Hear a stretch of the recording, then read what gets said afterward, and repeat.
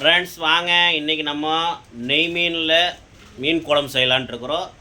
பாருங்கள் எப்படி செய்கிற ஏது செய்கிறது பாருங்கள். இது வந்து எங்கள் அம்மா ஸ்டைலில் செய்கிறோம். எங்கள் அம்மா அவங்க வந்து பார்த்திங்கன்னா இந்த மாதிரி தான் ஸ்டைலில் செய்வாங்க. அதே மாதிரி நாங்கள் செய்கிறோம். ஏன்னா அம்மானால முடியாதுன்னு தான் நாங்கள் செய்கிறோம். பாருங்கள், சூப்பராக இருக்கும் நெய் மீன் குழம்பு. வாங்க செய்யலாம். ஓகே,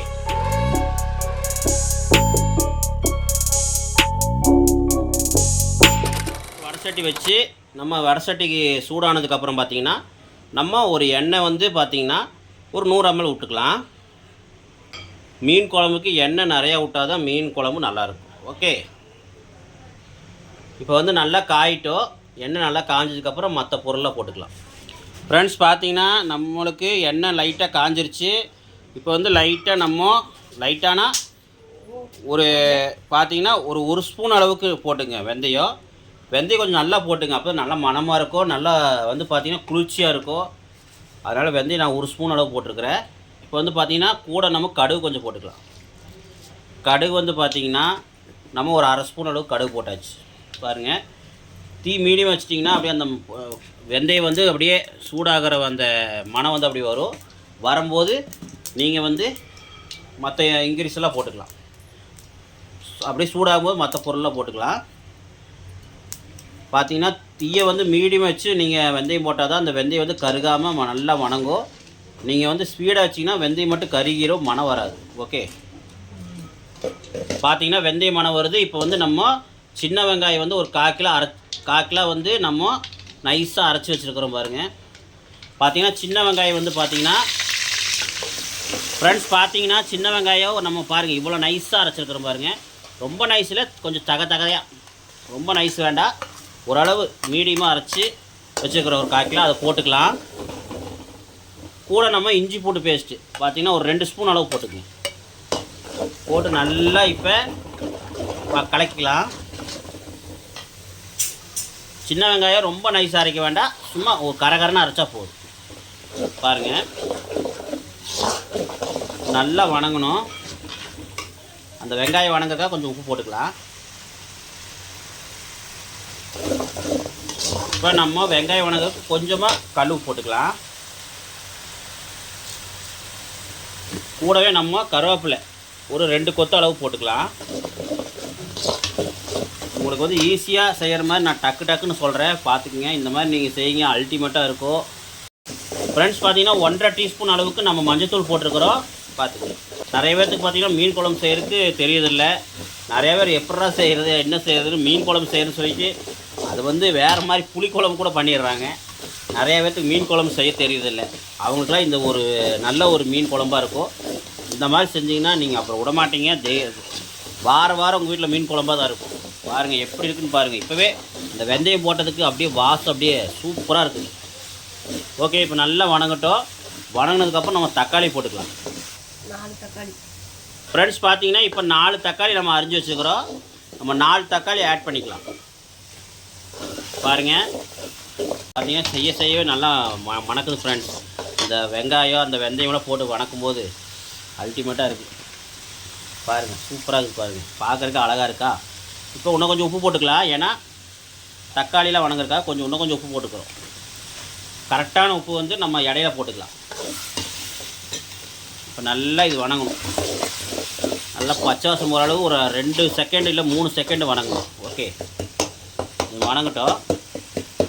ஃப்ரெண்ட்ஸ் பார்த்தீங்கன்னா இப்போ வந்து நம்ம கூடவே நம்ம சாம்பார் தூள், மிளகாத்தூள், அப்புறம் மல்லித்தூளில் ஆட் பண்ணிக்கலாம். ஏன்னா அப்போ தான் வணங்கும் போது நம்ம பச்சை வாசமாக போகும். இப்போ நம்ம 1.5 ஸ்பூன் அளவுக்கு சாம்பார் தூள் போட்டுக்கலாம். ஓகே, 1.5 ஸ்பூன் அளவு சாம்பார் தூள் போட்டாச்சு. அடுத்து வந்து பார்த்திங்கன்னா நம்ம மிளகாத்தூள் போட்டுக்கலாம். ஓகே ஃப்ரெண்ட்ஸ் இப்போ 1/2 ஸ்பூன் அளவுக்கு நம்ம மிளகாத்தூள் போட்டுக்கலாம். 1/2 ஸ்பூன் போதும், ரொம்ப வேண்டாம், காரமாயிரும். 1/2 ஸ்பூன் போட்டிங்கன்னா போதும். அந்த கலருக்காக தான் நம்ம மிளகாத்தூள் போடுறோம். சில பச்சை மிளகா போடுவாங்க, பச்சை மிளகானா போட்டுக்கலாம். ஓகே, இப்போ வந்து நம்ம வீட்டில் அரைச்சா பாருங்கள், மனம் பாருங்கள், அப்படியே பட்டை கலப்புது மல்லித்தூள். ஆஹா, வீட்டில் அரைச்ச மல்லித்தூள் வந்து ஒரு 2 ஸ்பூன் அளவு போட்டுங்க, தப்பே கிடையாது. ஏன்னா வீட்டில் அரைச்சனால 2 ஸ்பூன் போட்டுங்க, தப்பே இல்லை. மனம் தூக்கம் அல்டிமேட்டாக இருக்கும். ஃப்ரெண்ட்ஸ் இந்த மாதிரி பண்ணி பாருங்கள். இதில் என்ன டேஸ்ட் கொடுக்குன்னு பார்த்தீங்கன்னா நம்ம வீட்டில் அரைச்ச மல்லித்தூள் தான் டேஸ்ட்டே கொடுக்கும். ஏன்னா அதில் கருவேப்பிலையெல்லாம் போட்டு நல்லா காய வச்சு அரைச்சனால அல்டிமேட்டாக இருக்கும். இப்போ நம்ம கடைசியாக ஃபைனலாக தேவையான அளவு உப்பு போட்டுக்குங்க. உப்பு போட்டு நல்லா பரட்டி விட்டுருக்குங்க. இப்போ நல்லா இந்த மசாலாலாம் நல்லா பச்சை வாசம் போகிற அளவு நல்லா வணங்கட்டும். அது கூட வந்து நம்ம தேங்காய் தண்ணி கொஞ்சம் ஆட் பண்ணிக்கலாம். பார்த்தீங்கன்னா இது கூட நம்ம புளி ஆட் பண்ணிக்கலாம். புளி தண்ணியுமே கொஞ்சம் ஊற்றிட்டோம்னா அப்படியே புளி தண்ணியெலாம் ஊற்றி நம்ம நல்லா கொதிக்கும் போது நல்லா பச்சை வாசம்லாம் போயிடும். அதுக்கப்புறம் கடைசியாக தேங்காய் போட்டு கொதிக்க விட்டுடலாம். ஃப்ரெண்ட்ஸ் பார்த்தீங்கன்னா புளி தண்ணி நம்ம ஊற்றிக்கலாம். நம்ம வந்து ஒரு 1.5 லெமன் சைஸ் அளவுக்கு புளி வந்து கரைச்சி வச்சுருந்தோம். இங்கே பாருங்க, அதை வந்து நல்லா புளிஞ்சு அந்த கொட்டையெல்லாம் புளிஞ்சு ஊற்றிக்கலாம். பாருங்கள், இதெல்லாம் நல்லா புளிஞ்சு ஊற்றினதுக்கப்புறம் நல்லா ஒரு வணக்கிக்கங்க.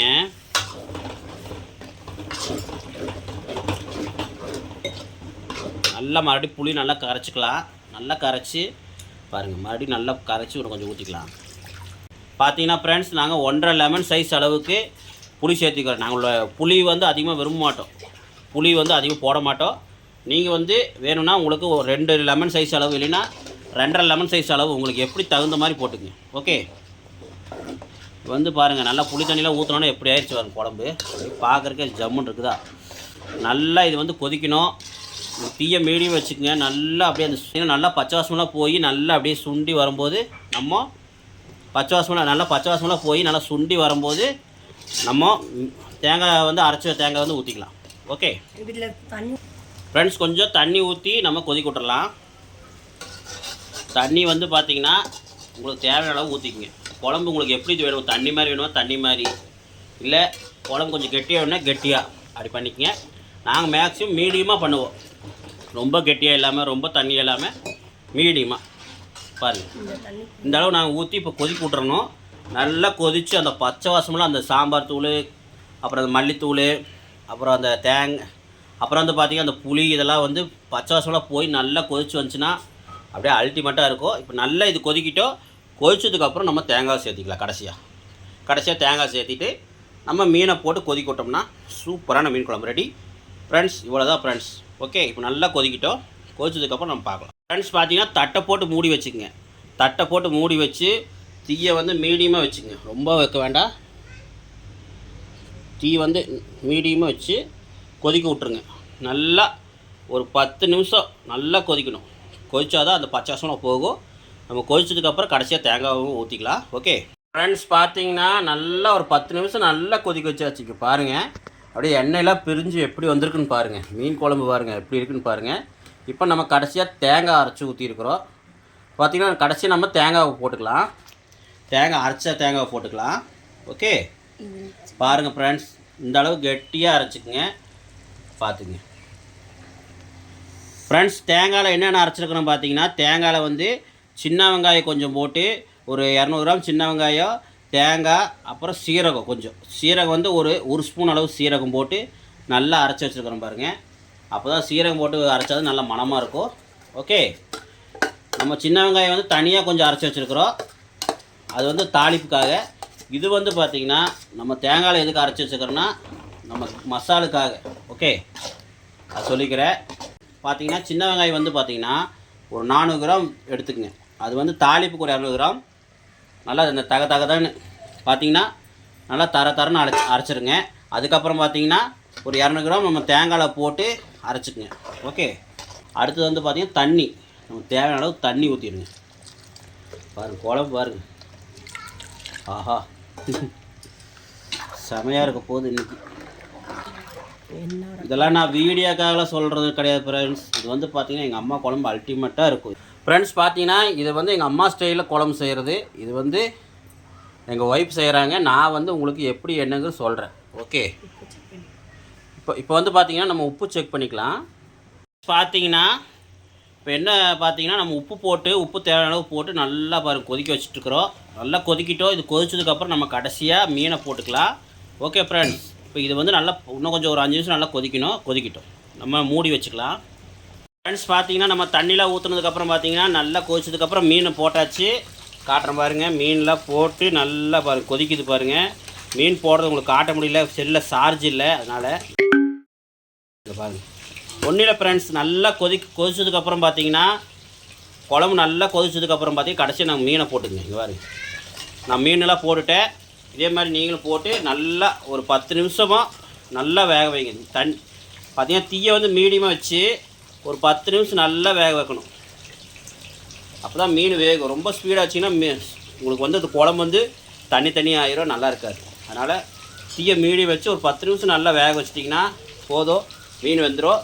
ஓகே பாருங்கள், நல்லா மீனில் வெந்து குழம்பு நம்மளுக்கு ரெடி ஆகிடுச்சு. பாருங்கள் எவ்வளோ அழகாக இருக்குன்னு பாருங்கள். குழம்புலாம் அல்டிமேட்டாக வந்திருக்கு ஃப்ரெண்ட்ஸ். இது பாருங்கள், நெய் மீன் குழம்பு அட்டகாசம். எண்ணெய் மேக்ஸிமம் அளவாக ஊற்றிக்கிங்க. ஏன்னா எண்ணெய் வந்து இதுலேயே எண்ணெய் வரும். நெய் மீன்னால எண்ணெய் நெய் மீனுங்கிறனால எண்ணெய் இதிலே வரும், மீன்லேயே வரும். கொஞ்சம் பார்த்துக்குங்க. எண்ணெய் வந்து ஒரு 50 கிராம் ஊற்றுங்க போதும். இது பாருங்க. ஓகே, சூப்பராக வந்திருக்கு ஃப்ரெண்ட்ஸ். சாப்பிட்டு பார்த்துட்டு எப்படின்னு சொல்கிறேன் ஃப்ரெண்ட்ஸ். பாருங்கள் ஃப்ரெண்ட்ஸ், வாங்க இப்போ மீன் குழம்பு சாப்பிட்டு எப்படின்னு சொல்கிறேன். பாருங்கள், பாப்பா சாப்பிட்ருக்கு. எப்படி இருக்கு பாப்பா? சூப்பராக இருக்கா? ஓகே ஓகே ஃப்ரெண்ட்ஸ், பார்த்தீங்கன்னா இப்போ நம்ம சாப்பிட்டு பார்க்கலாம் எப்படி இருக்குது என்னங்கிறது சாப்பிட்டு பார்க்கலாம். சாப்பாடு மீன் மண்டை குழம்பு எப்படி இருக்குன்னு பார்க்கலாமா? அதுக்கு தகன்னு நல்லா விளைஞ்சி சாப்பிட்டு பார்க்கலாம்.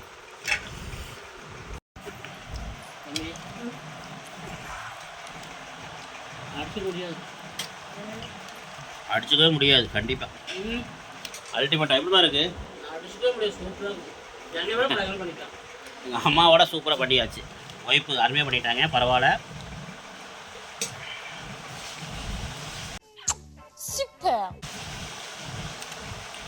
நெய் மீன் போட்டோன்னா இன்னும் டேஸ்ட் ஆயிடுச்சு. ஆஹா, குழம்பு நீங்கள் பார்த்துருப்பீங்க, பார்த்து தானே நான் சொல்கிறேன், பொய்யெல்லாம் சொல்ல கிடையாது. டேஸ்ட் பண்ணி தான் சொல்கிறேன். அட்டகாசமாக இருக்குது ஃப்ரெண்ட்ஸ். நீங்கள் தைரியமாக செஞ்சு சாப்பிடுங்க, நான் கேரண்டி. இப்போ பாருங்க, நம்பிக்கலாம் எங்கள் அப்பாட்ட கேட்குறேன், எங்கள் அப்பா சாப்பிட்றாரு. இப்போ பாருங்க ஃப்ரெண்ட்ஸ், சாப்பிட்ருக்கு. அப்படி சாப்பிட்டே முடிச்சிட்டார் அவர். ஃப்ரெண்ட்ஸ் பார்த்தீங்கன்னா எங்கள் அப்பாட்ட போய் நான் கேட்கலான்னு போனால் எங்கள் அப்பா பார்த்தீங்கன்னா சூப்பராக இருக்குன்னு சொல்லி எங்கள் அப்பா சாப்பிட்டே முடிச்சிட்டார், பார்த்துருப்பீங்க. ஓகே ஃப்ரெண்ட்ஸ், வீடியோ பிடிச்சதா லைக் பண்ணுங்கள், ஷேர் பண்ணுங்கள், கமெண்ட் பண்ணுங்கள். மீன் குழம்பு தரமான ஒரு மீன் குழம்பு. தயவுசெய்து இந்த மாதிரி செஞ்சு சாப்பிட்டீங்கன்னா அப்புறம் இதுதான் அவங்க வீட்டில் டெய்லி செஞ்சு இந்த மாதிரி மீன் குழம்பு செஞ்சு அப்புறம் நீங்கள் சூப்பரான பேர் வாங்கலாம். எல்லாத்துக்கிட்டையுமே வீட்டுக்கு வரவங்களாம் ஆஹா ஓஹோன்னு சொல்லுவாங்க உங்களை. தரமான மீன் குழம்பு மக்களே. எங்கள் அம்மா செஞ்ச மீன் குழம்பு அல்டிமேட். செஞ்சு பாருங்கள், மிஸ் பண்ணிடாதீங்க. Don't worry, be happy.